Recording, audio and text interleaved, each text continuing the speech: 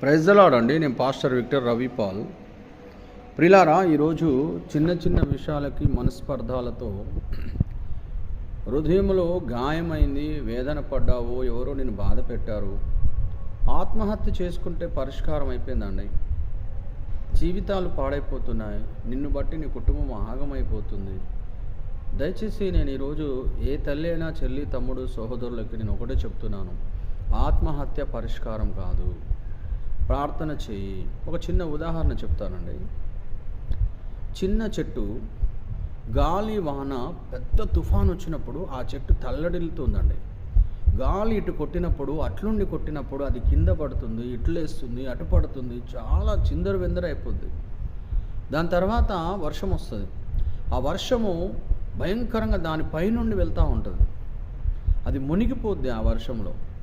అలాంటి సందర్భంలో అది తట్టుకొని నిలబడి, తిరిగి వర్షం వెళ్ళిపోయిన తర్వాత అదే నీరు తాగి అది నిలబడి పెద్దగా అయిపోయి మనకు గాలినిస్తుందండి, పండ్లనిస్తుంది.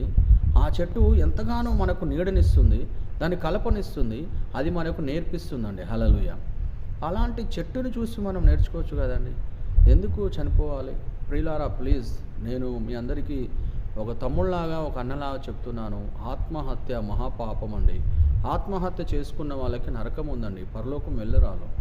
మీరు సమస్య తీరిపోయింది అనుకుంటున్నారు, కానీ చాలా భయంకరమైన పరిస్థితి. ఒక ఆత్మను మీరు చూడండి, ఆత్మహత్య అంటే ఏం చేస్తున్నారు? ఆత్మను హత్య చేస్తున్నారు. మీరు హత్య చేసుకోవట్లేదు, ఆత్మను హత్య చేస్తున్నారు.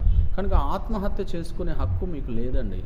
చట్టం ఒప్పుకోదు, అలాగే బైబిల్ కూడా ఒప్పుకోదు. దేవుడు ఒప్పుకోవట్లేడు ఆత్మహత్య చేసుకోవడం. కనుక దయచేసి అలాంటి కార్యక్రమాలు ఎవరు చేయొద్దు, అలా నిర్ణయాలు తీసుకోవద్దు. మీ తల్లిని జ్ఞాపకం చేసుకోండి, మీ పిల్లల్ని ఒకసారి వారి భవిష్యత్తు జ్ఞాపకం చేసుకోండి, వారి గురించి మీ కళలు జ్ఞాపకం చేసుకోండి.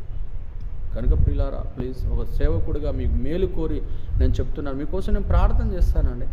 మీ సమస్య ఉంటే నాకు చెప్పండి, ప్రార్థన చేస్తాను. ఎవరైనా సేవకుడికి చెప్పండి, వాళ్ళు మీ కొరకు ప్రార్థిస్తారండి. ప్లీజ్ ఆత్మహత్య చేసుకోవద్దు.